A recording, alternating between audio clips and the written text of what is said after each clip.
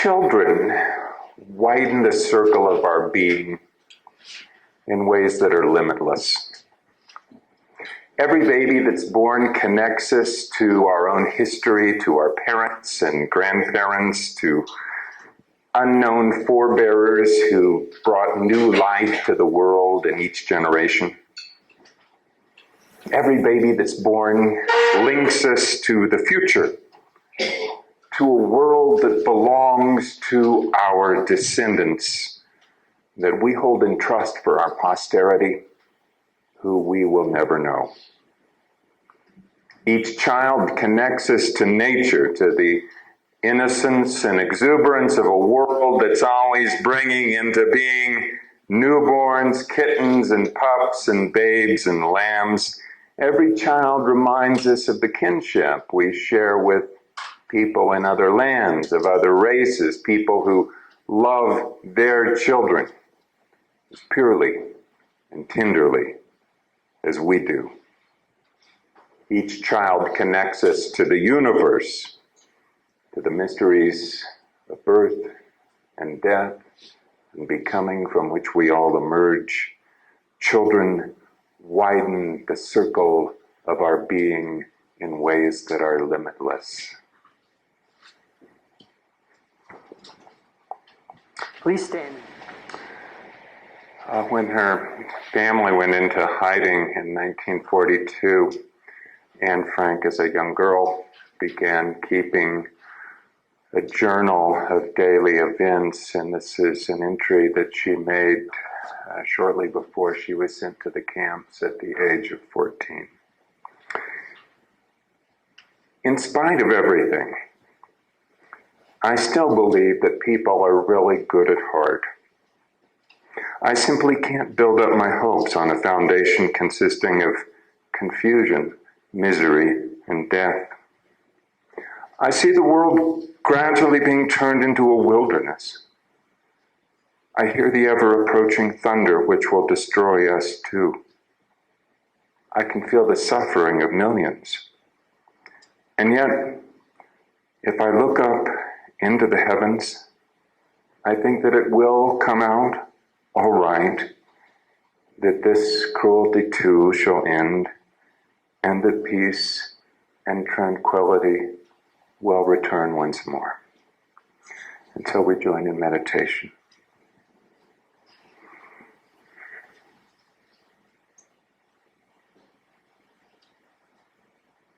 Negativity negates and ultimately negates itself. Apathy runs out of energy. Lies are entangled in their own webs of deceit. Empires of brute force crumble, and those who live by the sword perish in the same way. But what is it that endures? What is it that persists? What prevails? Faith, hope, and love abide. Kindness engenders kindness. Charity begets abundance. And though it cannot end there, peace on earth begins in us, in our own hearts.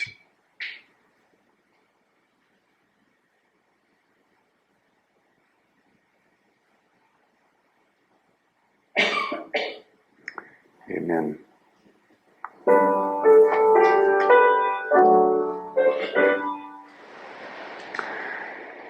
In the early spring of 1750, in the village of Jafure in Gambia in West Africa, a man-child was born to Omoro and Binta Kinte. They were of the Mandinka tribe and of Islamic faith. And according to ancient custom, it was the father's role to name the child. And so On the 8th day, with all the village gathered around and his wife by his side, Amoro whispered 3 times softly into the baby's ear, because it was believed that the child should be the first to know his or her own identity. And then with the tang-tang drum pounding loudly, he shared the name with the Arafang, the holy man, who proclaimed it to all the village. The first child of Omoro and Binta Kinte is named Kunta, he cried. And then, in keeping with tradition, the father went outside the village that night underneath the stars and held the child aloft to the heavens and uttered the words, "Behold, the only thing greater than yourself." Alex Haley's saga of his family's roots is a mixture of fact and fable, but it's true. The Mandinka have a rich oral history reaching back generations. It's true that the child is named on the 8th day of his or her nativity. And it's true that there's nothing grander, there's nothing more complex or creative or more alive with possibility than a newborn child. For me, this is doctrine. This is truth. In these dark days, on this tilted, cock-eyed planet where 250 years after Kunta Kinte was kidnapped into slavery, slavery still exists. In this world of greed and indifference and ruthless business as usual, where do we find faith for the future? Where do we find hope? What feeds our spirits? For me, I find hope in knowing that the kids are okay. And I think this is what makes us Unitarians. You know, it's a funny name. We didn't originate with some centuries-old dispute over the Godhead or the Trinity. Rather, it's this fundamental trust in human nature, that we are born endowed with capacities for kindness and caring and empathy, endlessly playful and inquisitive, able to join in mutuality and love. This is what distinguished our faith from the very beginning, rejecting the idea of human depravity and original sin in favor of original blessing, or what William Ellery Channing called likeness to God. And although the biggest, baddest corporations in the world try from a very early age to turn kids into tiny consumers, and although helicopter parents do their darndest to get their youngsters into the premium preschools, even hiring professional test takers to write their PSATs, their preschool aptitude tests, turning education into a career-driven pursuit for high-paying jobs so we can accumulate ever more gizmos and gadgets. Children have a way of grounding us in what's important, with the simplicity of their needs and wants and tenderness and tears. Now, there's so much research that shows then from infancy, human beings are wired and want to be moral creatures. Of course, Freud thought that babies were little bundles of narcissism, and this has been a psychological convention for years. It was echoed in a satiric headline from The Onion. New study finds children to be unrepentant sociopaths. But it's not true. The evidence does not support that at all. There's better documented work now being done by people like Paul Bloom and Valerie Kohlmeier and others at Yale's Infant Cognition Center who study the moral development of very, very young children. And they suggest that we begin life rather well with some built-in instincts for equity and fair play and altruism. Of course, you get a little baby, you can't quiz them about what's right and wrong. These children are pre-verbal, so you have to be inventive. In one of their experiments, for instance, the professors would set up a tableau where they had objects that were manipulated like puppets. So there would be a red square helping a yellow circle up the hill. Help, help, help. And then the bad triangle, the green triangle would push it back down, and the red square would help the yellow circle up again. And then they take the different objects and they put them on a tray and they put them in front of the baby and see which objects the baby reaches for, on the assumption that the baby is going to reach for the character that it likes, that it prefers. And uniformly, the babies reach for the good guys, not the meanies. And this isn't a subtle statistical trend. This just happens all the time. This is what babies do. Tons of studies confirm that we are not born bad. People seem to have some innate preference for cooperation, for niceness. We are social beings. Of course, this doesn't mean that little Eve or baby Adam would not take a bite of the old apple if given a chance, because tasting and touching and testing and playing with the world, this is what we do. It's a primal part of human nature. Leading the developmental psychologist Alison Gropnik at Berkeley to suggest that babies and children are actually more conscious than we are as adults. She says adult attention and consciousness is kind of like a spotlight.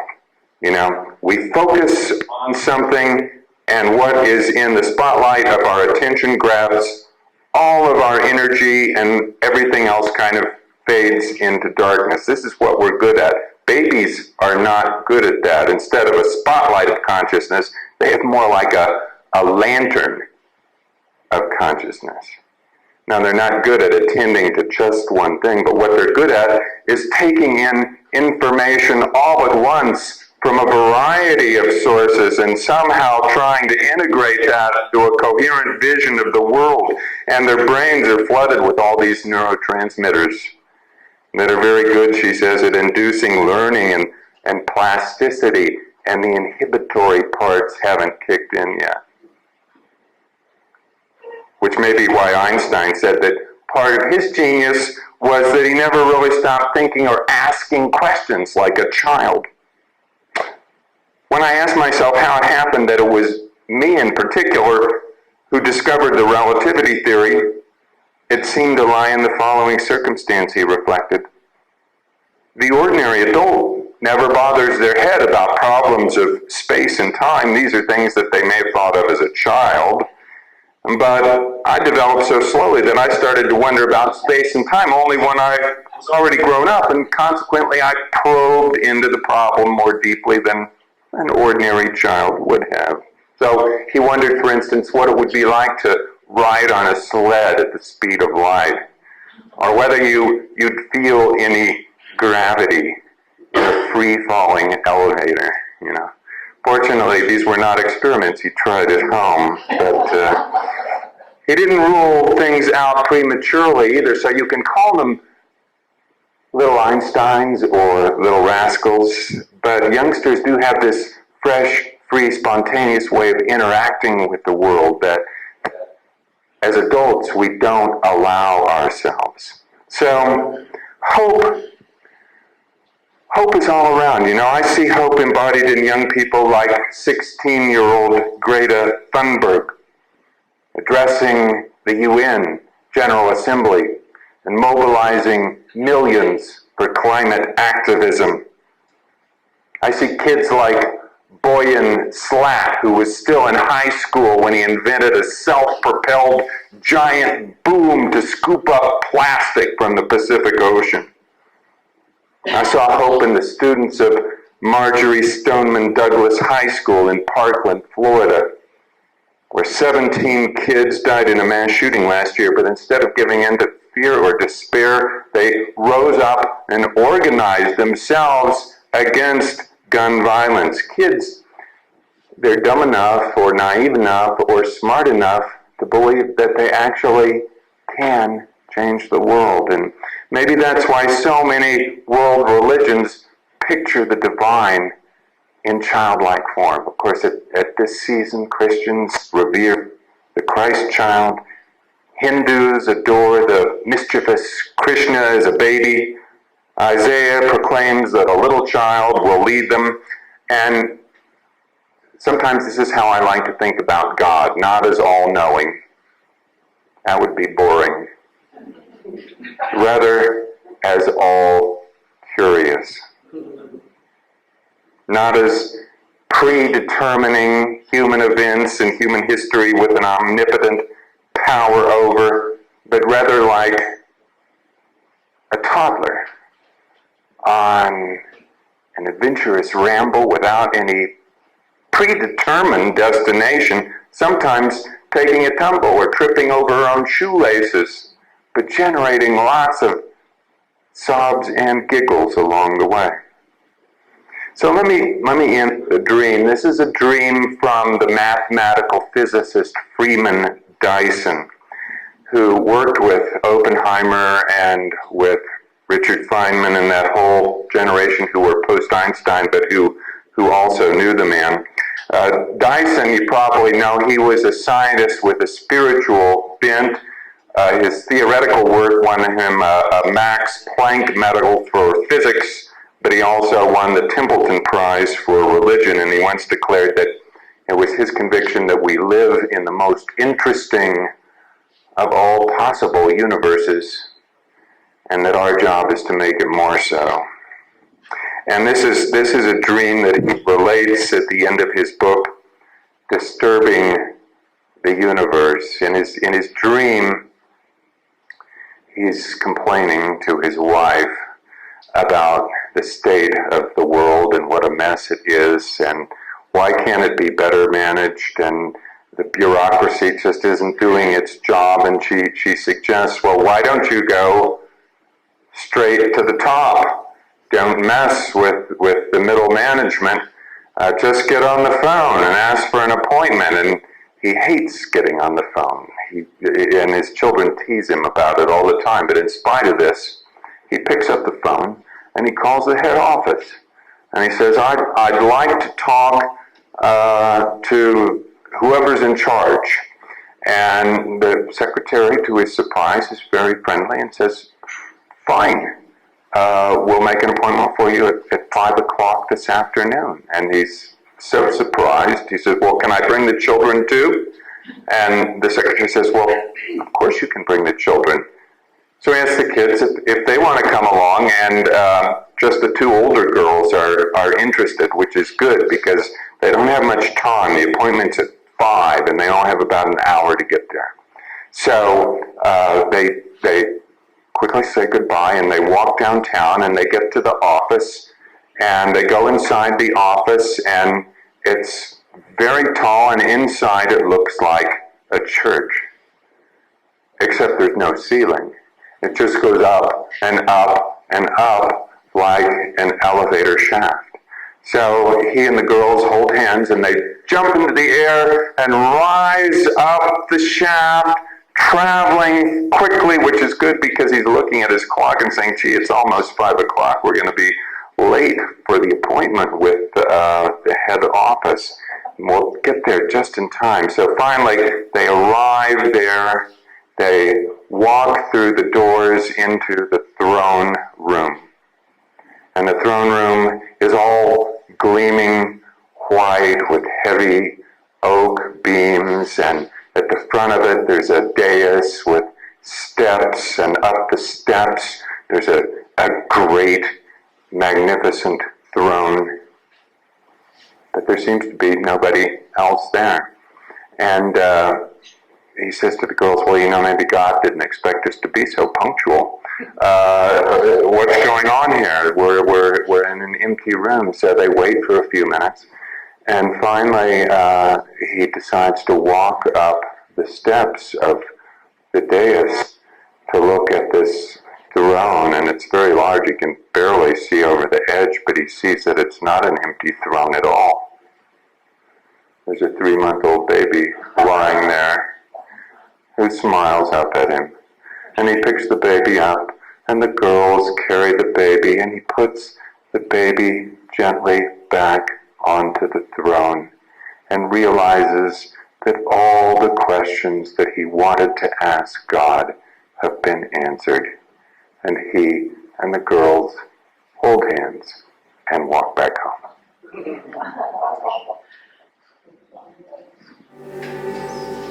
The closing words are from Carl Sandburg, who said, "A baby represents God's opinion that life should go on."